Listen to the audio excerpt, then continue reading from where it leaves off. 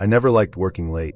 The silence of an empty office building always sent a strange chill through my bones. There was something unnatural about a place built for noise and activity being so utterly still. But that Friday night, I didn't have a choice. The deadline for our biggest campaign of the quarter was staring me down, and I was far behind. My name is Marcus Lee, and I work as a layout designer for a mid-sized ad agency in downtown Denver. The office is on the 12th floor of a creaky building that probably should have been condemned a decade ago. During the day, it's buzzing with clients, phone calls, and the occasional shout from the creative director. At night, it transforms into a hushed tomb, filled only with the distant moan of the elevator shaft and the mechanical hum of the HVAC system. That evening, I watched the last of my colleagues gather their things and head out.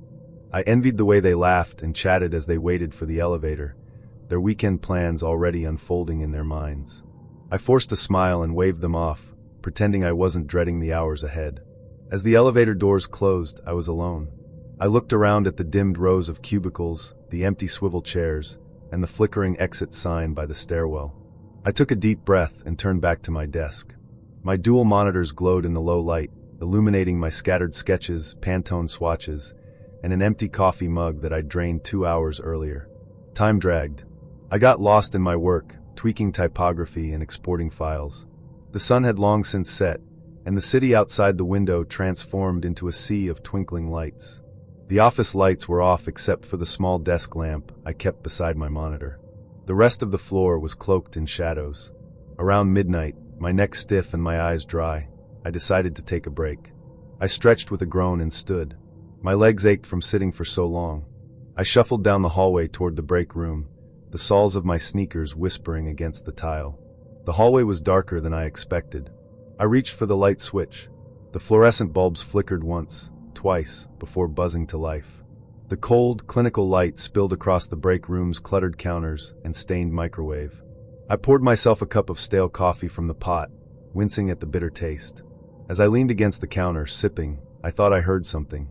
A faint sound, like someone whispering from far away. I froze. Nothing. Just the low hum of the vending machine and the distant whoosh of cars passing far below. I chuckled nervously and shook my head. "You're losing it, Marcus," I muttered. Back at my desk, I immediately noticed something was off. The monitors were black.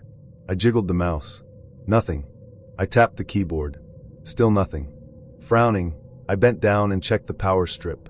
The plug had been pulled out. I froze. I hadn't moved it. I would have remembered that. A cold shiver ran down my spine. My fingers trembled as I plugged it back in. The monitors came back to life with a soft whir. A pop-up window appeared. Just 6 words, in plain white font on a black background. "Get out while you can." My mouth went dry. I stared at the words, waiting for them to disappear, for some glitch to reset. But they remained. I looked around, half expecting to see someone crouching behind the cubicles, waiting to scare me. But the office was empty, deathly quiet. I closed the window, opened my project again, tried to focus, but I couldn't shake the feeling that I wasn't alone. The minutes ticked by. I glanced at the clock. 12:43 a.m. I was determined to finish the campaign deck. I adjusted the kerning on a headline, realigned a product image, but my mind kept drifting. Then I heard it, a sound closer this time. Footsteps. Slow. Steady. Moving down the hallway behind me. I stood up, my chair scraping loudly against the floor. The footsteps stopped. Holding my breath, I walked toward the hallway. The fluorescent lights flickered again as I passed under them. I moved carefully, checking around corners, peeking between cubicles. Nothing. Then I saw it. One of the small conference room doors at the far end of the office stood slightly ajar. I didn't remember seeing it open before. I crept toward it, my hands sweating as I reached for the doorknob. I hesitated. My reflection stared back at me in the glass panel, wide eyes, pale face. I pushed the door open. Darkness. The only illumination came from the hallway behind me. Inside, the room was pitch black. I stepped in cautiously. My eyes adjusted slowly. And then, slam. The door behind me slammed shut. I spun around, heart pounding. I grabbed the doorknob. It wouldn't turn. Locked. Panicking, I yanked at it, but it didn't budge. Then I heard it. A whisper. Right behind me. I turned. In the corner of the room stood a figure. Not moving. Not speaking. Just watching. I reached for my phone, fingers fumbling, nearly dropping it. I turned on the flashlight and aimed it at the figure. It was a mannequin, worn, dusty, with glassy black eyes. I laughed, a loud, hysterical laugh that echoed off the walls. Someone's idea of a prank. Maybe the intern's? I turned back to the door. Then the whisper came again. Clear. Close. Get out. I froze. The mannequin hadn't moved. But the voice, it had come from just inches away.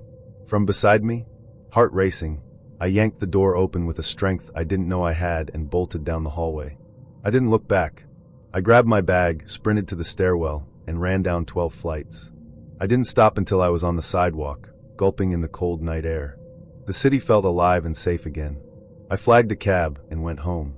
I never went back to that office at night. I worked from home for the rest of the project. I told my boss I had a family emergency that made it impossible to work after hours. He didn't ask questions. I met the deadline. But I never explained to anyone what really happened. Not because I was afraid they wouldn't believe me, but because I wasn't sure I believed it myself. Still, sometimes, when I'm up late working alone at home, I hear things. A whisper, a soft shuffle behind me, and I remember the voice in that dark room. I told myself it was a prank, a tired mind playing tricks. I've repeated that story to myself 100 times, but I never figured out who, or what, unplugged my computer. And I still wonder what would have happened if I hadn't run when I did. What if I had stayed? What if I had waited just a moment longer? Would I have still made it out? Or would I have become the next figure standing silently in the dark, waiting for someone else to stay late? It was a quiet evening in Greenville when my family packed up for their weekend trip. I stayed behind. I had exams coming up and needed the house to myself to study and relax. At first, the silence felt like a gift. I could finally watch the shows I liked and eat what I wanted without interruptions. As soon as they backed out of the driveway, I hauled a blanket and snacks to the living room, ready for a weekend of freedom. The house, a cozy 2-story nestled in a peaceful neighborhood, had always felt safe. Every window had a view of swaying trees and quiet sidewalks. I had grown up here. I knew every creak and squeaky floorboard. But as night fell, the stillness became overwhelming. Every sound seemed louder. The refrigerator's hum, the tick of the clock, the occasional groan of the old floorboards. Things I'd never noticed before suddenly felt intrusive. I tried to ignore the creeping unease, focusing on my popcorn and a rerun of a show I'd seen a dozen times. But then I heard it. A faint tapping sound from the kitchen. I paused the TV and listened. Silence. I shook it off. Probably the house settling. Or maybe a branch brushing against the window in the breeze. But a moment later, the sound returned, this time louder. More deliberate. A knock. My pulse quickened. I stood up, heart thudding, and walked slowly toward the kitchen. I peeked around the corner. Everything looked normal. The doors were shut, the windows locked. I let out a breath and turned to head back to the couch. That's when I saw him.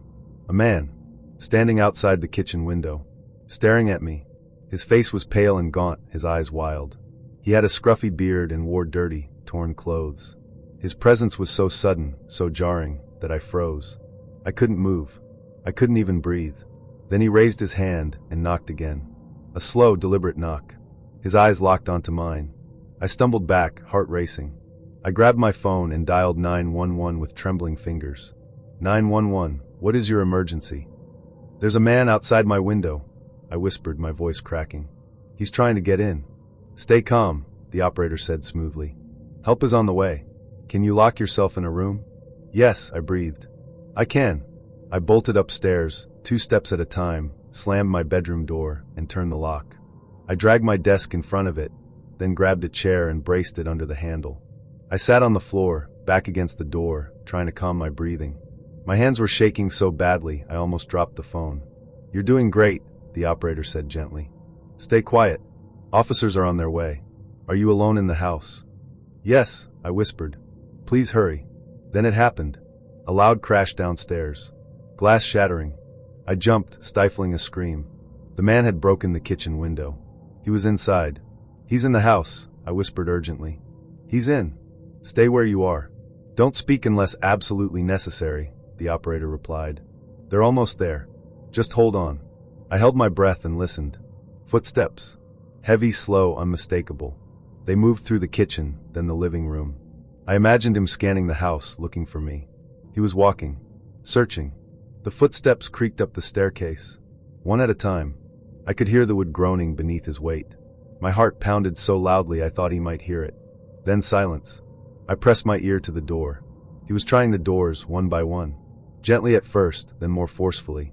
I heard him reach the guest room across the hall. Then the bathroom. Then my door. The knob jiggled. Then again. Then a bang. He began ramming the door, once, twice, 3 times. Each time the impact rattled the chair under the knob, the desk, and my knees. I pushed with all my strength, my shoulder wedged against the door, my feet braced against the floor. The operator was still on the line. "Stay with me," she said. "I see the officers pulling up now. They're outside." The banging stopped. Silence. I didn't move. I didn't breathe. Then I heard him sprinting down the stairs. The front door slammed. A moment later, voices. Loud ones. Male. "The police are here," the operator said. "Stay where you are until they say it's safe." I waited. A knock at the bedroom door. "It's Officer Bennett. It's safe to come out now." I slowly unlocked the door and removed the chair. My legs were shaking so badly I could barely stand. When I opened the door, 2 uniformed officers stood there, one with a flashlight, the other holding a notepad. "Are you hurt?" one of them asked. I shook my head, still in shock. "He broke the window," I said. "He was banging on the door. I didn't know what to do." "You did exactly the right thing," the older officer said. "We've got him in custody. You're safe now." They led me downstairs. The kitchen window was shattered, shards of glass glittering on the floor. A chair had been knocked over. One of my shoes was lying in the middle of the hallway, though I didn't remember it being there. The man was already in the back of the squad car, his head against the window, his eyes vacant. He looked exhausted. "Empty. He's a drifter," one officer explained. "Been through here before. Has a record. Mostly trespassing, some breaking and entering. No known address. Appears mentally unstable." "Why my house?" I asked, my voice barely a whisper. "Could be random," the officer said. "Or maybe you watched the house. Thought it was empty. Hard to say." The officers stayed with me until my parents returned, which was nearly 2 hours later. I didn't want to be alone, not even for a minute. When my mom walked through the door and saw the shattered window, she burst into tears. My dad hugged me so tightly I could barely breathe. They listened as I told them everything. The knock, the face in the window, the footsteps, the door, the police. We didn't sleep that night. The next morning, we called a contractor to board up the window. My dad installed new locks on all the doors and put motion sensors under the windowsills. We installed a security system that very same week. But the fear didn't fade overnight. For weeks afterward, I jumped at every bump in the night. I couldn't watch TV alone without checking the windows every few minutes. I kept a baseball bat under my bed. I even started leaving the lights on when I slept. But the scariest part? He didn't say a word. Not one. Not when I saw him. Not when he knocked. Not when he broke in. Not even when the police tackled him to the ground. Just silence. A terrifying, empty silence. I later found out he had entered another house just a few blocks away 2 years earlier. Same method, watch, wait, break in. That time, the family had been on vacation. He'd stayed inside for 2 nights before anyone noticed. He wasn't just looking for valuables.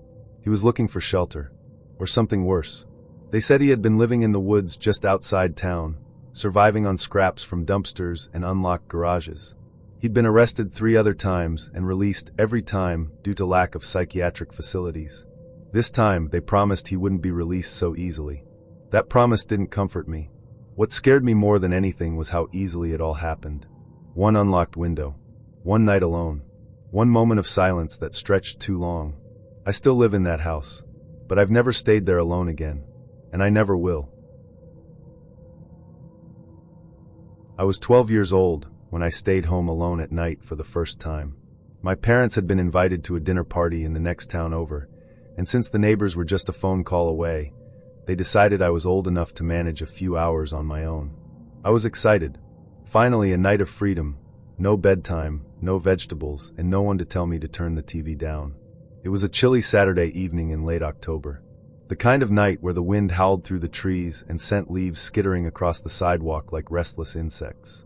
My parents left around 7:30, promising to be home by 10 o'clock at the latest. I waved them goodbye from the porch, then locked the door behind them like they told me to. I spent the first hour eating ice cream straight from the tub and wrapping myself in my favorite blanket on the couch.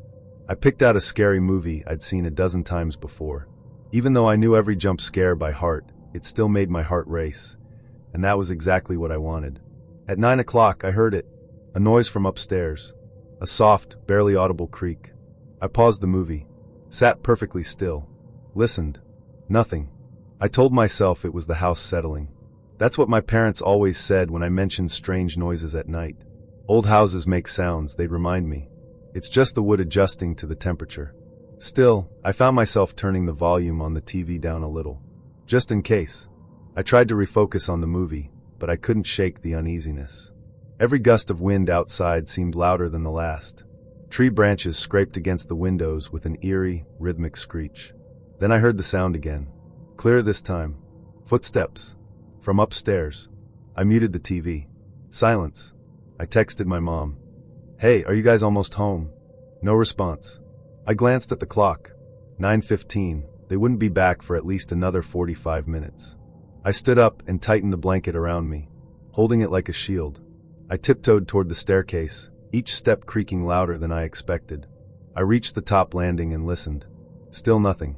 I checked my parents' room first, nothing out of place. Then my room, same. I started to relax a little. Maybe it really was just the house. I turned to go back downstairs. That's when I noticed the attic door. It was cracked open. Just slightly. My breath caught in my throat. I had never gone up there alone. The attic was always cold, dusty, and stuffed with old boxes and furniture. My parents rarely opened it themselves, and I knew for a fact it had been shut earlier. A chill ran down my spine. Something wasn't right. I took a slow step toward the door. The narrow wooden stairs leading up to the attic were steep and shadowed. I reached out and flipped the hallway light on. It flickered once but stayed on. The attic door creaked as I pushed it open fully. I hesitated.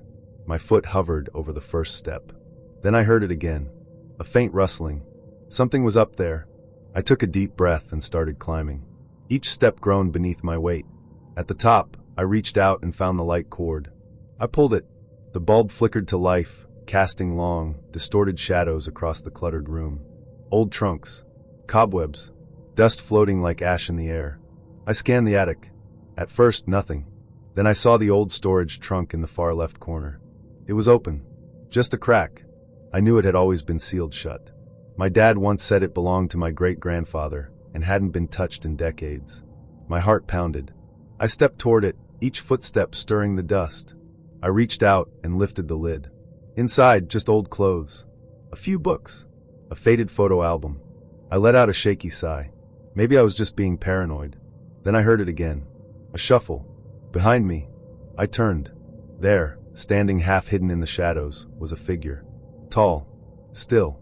Cloaked in darkness. I couldn't see a face, but I could feel it watching me. I opened my mouth to scream, but nothing came out. I took a step back. The figure took one forward. The floorboards creaked under both our feet.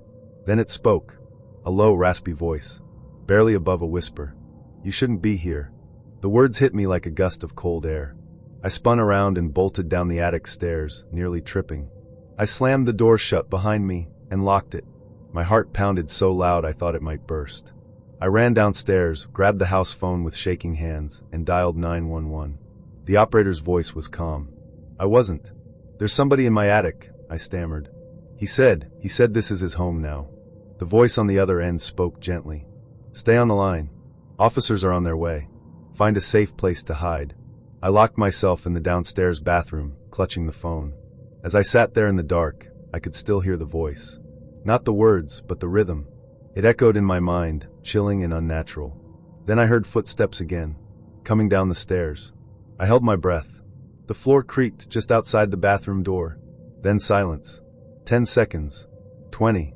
Then tap. A single knock on the door. I didn't respond. Another knock. Louder. Then a low voice. "You can't keep me out," it whispered. I pressed myself against the far wall. Then sirens. The knock stopped. I heard the front door burst open. Officers shouting. Moments later, the bathroom door creaked open. "It's okay," a voice said. "You're safe now." 2 officers stood there, flashlights in hand. I blinked against the sudden brightness. "We searched the house. There's no one here. one of them said. But I saw him, I stammered. He was in the attic. We checked. There's no sign of forced entry. Nothing's disturbed up there. I showed them the open trunk. They shrugged. That night, my parents rushed home. My mom cried.